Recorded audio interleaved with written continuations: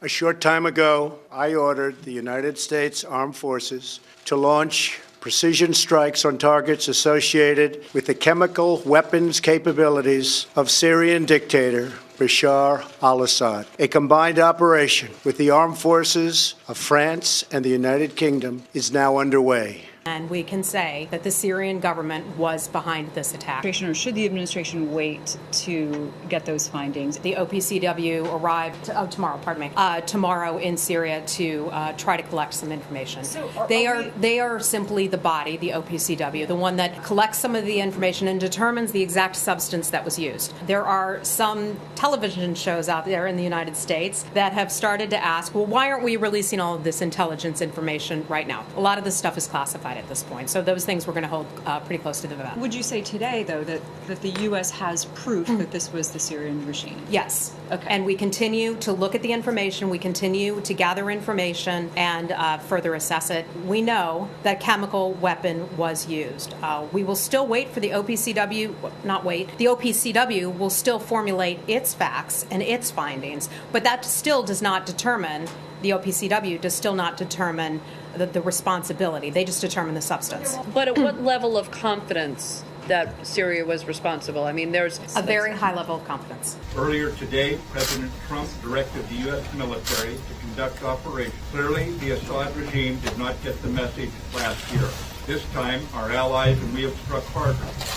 70 nations in the Defeat ISIS coalition remain committed to defeating ISIS in Syria. At 9 p.m. Eastern Standard Time, French, British, and U.S. forces struck targets in Syria in support of President Trump's objective to deter the future use of chemical weapons. Our forces were integrated throughout the planning and execution of the operation. The targets that were struck and destroyed were specifically associated with the Syrian regime's chemical weapons program. We also selected targets that would minimize the risk to innocent civilians. The first target was a scientific research center located in the greater Damascus area. This military facility was a Syrian center for the research, development, production, and testing of chemical and biological warfare technology. The second target was a chemical weapons storage facility west of Homs.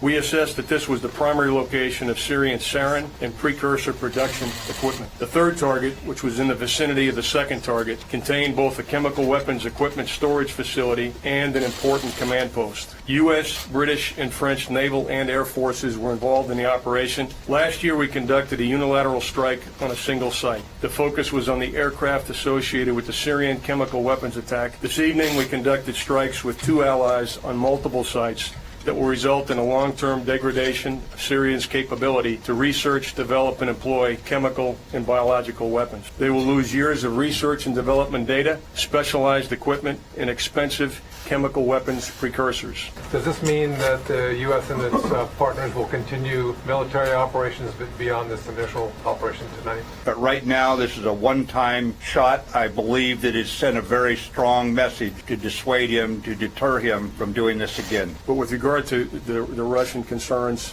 we specifically identified these targets to mitigate the risk of Russian forces being involved, and we used our normal deconfliction channels. Those were active this week to work through the airspace issues and so forth. We did not do any coordination with the Russians on the strikes, nor did we pre-notify them. What is your evidence that was actually delivered by the Syrian regime? I am confident the Syrian regime conducted a chemical attack on innocent people in this last week. Yes, absolutely confident of it. We have the intelligence level of confidence that we needed to conduct the attack. The airstrikes is over.